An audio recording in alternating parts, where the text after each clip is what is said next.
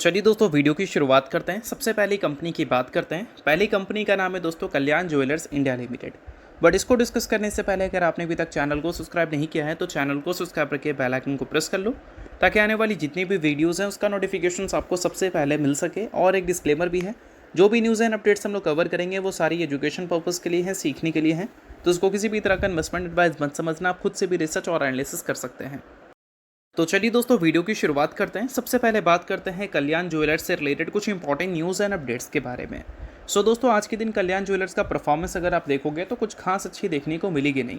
3% से भी ज़्यादा की डिक्लाइन इस कंपनी के शेयर में हमें देखने को मिली और गिरावट का सबसे बड़ा कारण है कंपनी के Q1। अब Q1 के अर्निंग्स को लेकर एक्सपेक्टेशन बाजार की तो कुछ और थी, बट रिपोर्ट कुछ और हुआ। इस वजह से आज के दिन एक टाइम पे कल्याण ज्वेलर्स हमें 4% तक भी गिरती हुई नजर आई थी। अब Q1 में ऐसा नहीं कि रेवेन्यू प्रॉफिट से मार्केट परेशान थी, वो नहीं। जब हम बात करते हैं मार्जिन्स की तो मार्जिन्स मार्केट को डिसअपॉइंट किया है, बट फिर भी ब्रोकरेज हाउस अभी भी इस कंपनी को लेकर बुलिश ही नज़र आ रहे हैं। आप सभी को पता है रिसेंट टाइम में जो तेज़ी दिखी थी वो तेज़ी से कंपनी के जो प्राइस टर्निंग मल्टीपल्स हैं, वैल्यूशंस, वो हमें ऑलमोस्ट 50% से बढ़ता हुआ दिखा था। और शेयर प्राइस में तो आपको पता ही है 50% से ज़्यादा यही तेज़ी देखने को मिल गई थी, वो भी कुछ ही ट्रेडिंग सेशन में।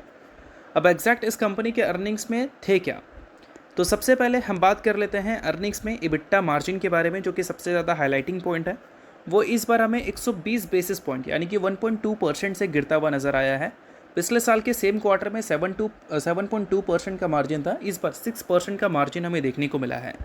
अगर हम इसके नेट प्रॉफिट की बात करें तो नेट प्रॉफिट हमें 32% से ग्रो करती हुई नज़र आई है ईयर ऑन ईयर बेसिस पे। पिछले साल के क्वार्टर वन में 264 करोड़ का प्रॉफिट था, इस बार 349 करोड़ का है। मार्केट के एक्सपेक्टेशंस के हिसाब से अगर हम बात करें तो ये नंबर्स और भी ज़्यादा बढ़ सकता था। 350 करोड़ 360 करोड़ के ऊपर जा सकती थी अगर कंपनी के मार्जिन 1% तक नहीं गिरते तो, बट गिर गए। इस वजह से मार्केट के हिसाब किताब के नेट प्रॉफिट हमें देखने को नहीं मिले। और जब हम बात करते हैं रेवेन्यू की तो रेवेन्यू हमें 45.7% से ईयर ऑन ईयर बेसिस पे ग्रो करता हुआ नज़र आया है। और इबिट्टा 20.9% से हमें ग्रो करता हुआ नजर आया है इस कंपनी में। ईयर ऑन ईयर बेसिस पे 632 करोड़ का इबिट्टा इसने शो किया है। बट फिर भी मोतीलाल ओसवाल इस कंपनी को लेकर अपनी जो बाइंग रेटिंग है उसी को एज इट इज़ रिटेन की है। बट इस चीज़ को ब्लाइंडली फॉलो करने की ज़रूरत नहीं है, आप खुद का भी रिसर्च चाहो तो कर सकते हो। अब देखो, वन साइडेड कोई भी कंपनी अगर ऊपर जाती है तो कंपनी में नेगेटिव न्यूज़ नहीं चलता है। नेगेटिव न्यूज़ आएगा तो ऑब्वियस सी बात है प्रॉफिट बुकिंग आएगी और वो भी वन साइडेड आएगी। बट जैसा परफॉर्मेंस कल्याण ज्वेलर्स ने किया था उस परफॉर्मेंस के हिसाब से अगर देखोगे तो ये प्रॉफिट बुकिंग उतनी भी बड़ी है नहीं। तो इस प्रॉफिट बुकिंग से सर पकड़ने की ज़रूरत है नहीं, क्योंकि वन साइडेड कोई कंपनी अगर ऊपर जाती है तो नेगेटिव न्यूज़ की वजह से 10-15% तक टूट जाती है एक ही सेशन में। बट ऐसा कुछ हुआ नहीं है, तो इस वजह से बोल सकते हैं नॉर्मल प्रॉफिट बुकिंग से भी ये नंबर कम है। ठीक है, तो कल्याण ज्वेलर्स के इन्वेस्टर्स आप इन न्यूज़ को नोट कर सकते हैं। अब दोस्तों वीडियो में आगे बढ़ने से पहले बात कर लेते हैं सेबी रजिस्टर्ड टेलीग्राम चैनल के बारे में, जिसको आप ज्वाइन कर लो। लिंक इसका डिस्क्रिप्शन में दिख जाएगा। ज्वाइन करने का सबसे बड़ा बेनिफिट ये है कि जिस हिसाब से मार्केट में अप्स एंड डाउन दिख रहा है, ऐसे टाइम पे हर दूसरी कंपनी के एनालिसिस बहुत ज़्यादा इंपॉर्टेंट है। तो यहाँ पर आपको सभी कंपनी के टेक्निकल्स को एनालिसिस कर अपडेट होता हुआ देखने को मिल जाता है, जो कि हर किसी के लिए काफ़ी ज़्यादा यूज़फुल है।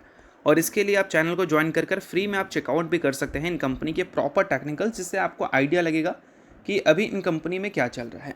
तो without wasting any time link description में है, लिंक की तरफ जाकर चैनल को फ्री में ज्वाइन कर लो। तो चलिए दोस्तों बात करते हैं अगली कंपनी के बारे में, जिसका नाम है दोस्तों दीपक नाइट्राइट लिमिटेड। आज के दिन दीपक नाइट्राइट का परफॉर्मेंस मॉर्निंग सेशन में एकदम अलग था, क्लोजिंग टाइम तक एकदम अलग है। मॉर्निंग सेशन में 6% तक की तेज़ी हमें दीपक नाइट्राइट के शेयर में देखने को मिली थी, क्योंकि कल के दिन दीपक नाइट्राइट के अर्निंग्स बहुत ही ज़बरदस्त हमें देखने को मिले थे। और ख़ासकर कंपनी के जो मार्जिन्स हैं वो हमें एक्सपैंड शार्पली करते हुए नजर आए ईयर ऑन ईयर बेसिस पे। और मार्जिन के एक्सपेंशन की वजह से इस कंपनी के जो नेट प्रॉफिट है उसमें हमें 209% की ग्रोथ देखने को मिली है ईयर ऑन ईयर बेसिस पे। और रेवेन्यू भी हमें 36% से ईयर ऑन ईयर बेसिस पे ग्रो करता हुआ नज़र आया है। तो सभी नंबर्स को थोड़ा सा डिटेल में चेक कर लेते हैं। इस बार का नेट प्रॉफिट 345 करोड़ का इसने शो किया है, जो कि पिछले साल के क्वार्टर वन में मार्जिन्स की वजह से 112 करोड़ ही था। बट इस बार मार्जिन की इम्प्रूवमेंट की वजह से 209% से नेट प्रॉफिट बढ़ गया है। और रेवेन्यू फ्रॉम ऑपरेशंस बहुत ही ज़्यादा कमाल परफॉर्म किया है, ऐसा हम बोल सकते हैं। कंपनी की न्यू बिज़नेस की भी शुरुआत हो चुकी है। न्यू बिज़नेस मतलब न्यू प्रोडक्ट्स कंपनी ने अपने मैन्युफैक्चरिंग फैसिलिटीज़ में प्रोडक्शन करना शुरू कर दिया है, तो उस वजह से भी आने वाला कंट्रीब्यूशन बढ़ चुका है। 36% की रेवेन्यू ग्रोथ है, 2577 करोड़ का रेवेन्यू इसने शो किया है, जो कि पिछले साल के Q1 में 1890 करोड़ ही था। और इबिट्टा में भी 159% की ग्रोथ हमें देखने को मिली है। 214 करोड़ से इबिट्टा सीधा बढ़कर 554 करोड़ हो चुका है। तो ओवरऑल हर पैरामीटर पे दीपक नाइट्रेट के जो नंबर्स हैं वो ज़बरदस्त परफॉर्म किए हैं। और अगर हम रेवेन्यू कॉन्ट्रीब्यूशंस देखें तो डोमेस्टिक मार्केट से रेवेन्यू 50% कंट्रीब्यूट किया है और एक्सपोर्ट मार्केट से 15% की कंट्रीब्यूशन हमें देखने को मिल रही है। और साथ में एक और न्यूज़ भी हमें देखने को मिल रहा है कि दीपक नाइट्रेट की सब्सिडरी को अप्रूवल मिल चुका है 2500 करोड़ का BPA मैन्युफैक्चरिंग प्रोजेक्ट के लिए। और ये एक तरह से काफ़ी बड़ी खबर है, क्योंकि ये जो मैन्युफैक्चरिंग प्रोजेक्ट की बात की गई है, ये उस सब्सिडरी की बात की गई है जिसकी शुरुआत बहुत ज़्यादा पुरानी नहीं है। मतलब कुछ साल पहले ही इसकी शुरुआत हुई थी। दीपक केमटेक लिमिटेड 2500 करोड़ का ग्रीनफील्ड प्रोजेक्ट, यानी कि ज़मीन खरीदकर प्लांट बनाने तक का प्रोजेक्ट को लेकर दीपक नाइट्रेट के बोर्ड ने इसको अप्रूवल दे दिया है। तो बेशक काफ़ी बड़ी खबर है ये, और ये खबर दीपक नाइट्रेट के शेयर में पॉजिटिव इम्पैक्ट तो डाली थी, बट वो इम्पैक्ट बड़े सस्टेन हमें करती हुई देखने को नहीं मिली। अब इसके अलावा अगली कंपनी की बात करते हैं जिसका नाम है VBL, यानी कि Varun beverages limited. But VBL को डिस्कस करने से पहले अगर आपने अभी तक सेबी रजिस्टर्ड रिसर्च एनालिस्ट के टेलीग्राम चैनल को ज्वाइन नहीं किया है तो उसको जाकर आप ज़रूर ज्वाइन कर लो। उसका लिंक आपको डिस्क्रिप्शन में देखने को मिल जाएगा। लिंक के थ्रू जाकर चैनल को बिल्कुल फ्री में आप ज्वाइन कर सकते हैं।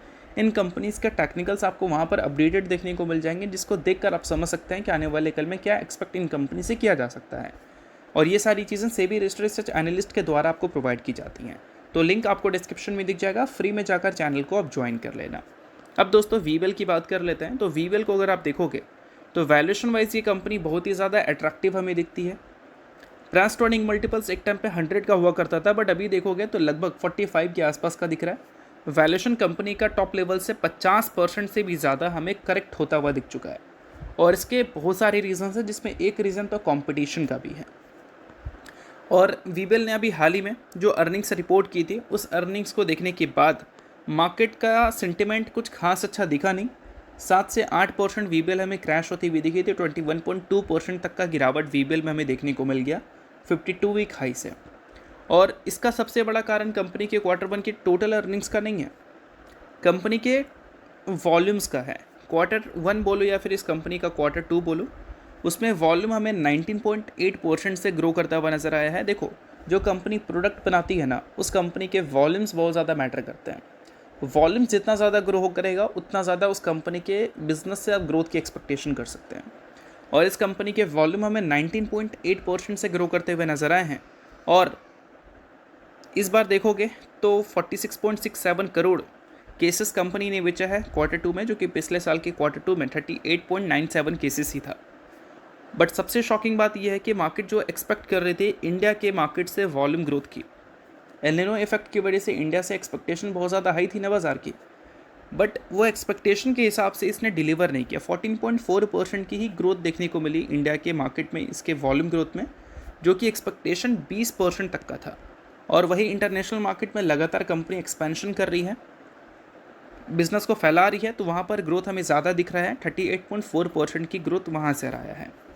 तो ओवरऑल यही सारी चीज़ें हैं जो कि VBL के गिरावट का मेन कारण बनी है। बट VBL जैसी कंपनीज अगर ग्लोबली अच्छा एक्सपेंशन करती है और जिस पेस पे ग्रो कर रही है उसी पेस पर अगर ग्रोथ को कंटिन्यू करती है, तो आने वाले कल में VBL से एक्सपेक्टेशंस अच्छी होगी अगर हम इनके टोटल कंसोलिडेटेड वॉल्यूम्स की बात करें। बट अगर सेपरेट वाइज देखोगे तो इंडिया के मार्केट में कॉम्पिटिशन्स की वजह से वॉल्यूम आने वाले कल में भी ड्राई हो सकता है। ये चीज़ आपको ध्यान रखना है। इस वजह से इसका इंडिया में फोकस कम और इंटरनेशनल मार्केट में थोड़ा ज़्यादा ही दिख रहा है। इस चीज़ को भी ध्यान में रखना। बाकी चीज़ें सिर्फ एजुकेशन पर्पज़ के लिए, किसी भी तरह का रिकमेंडेशन इसको मत समझना। तो चलिए अब बात कर लेते हैं अगली कंपनी के बारे में, जिसका नाम है आस्था स्पिनटेक्स। हाल ही में दोस्तों कंपनी के बोर्ड ने 1:1 के रेशियो में बोनस और डिविडेंड का अनाउंसमेंट किया है। सो अगर आप आस्था स्पिनटेक्स के शेयर होल्डर हैं तो इस न्यूज़ को ज़रूर आप नोट कर सकते हैं। शेयर होल्डर नहीं है आप इग्नोर कर सकते हैं।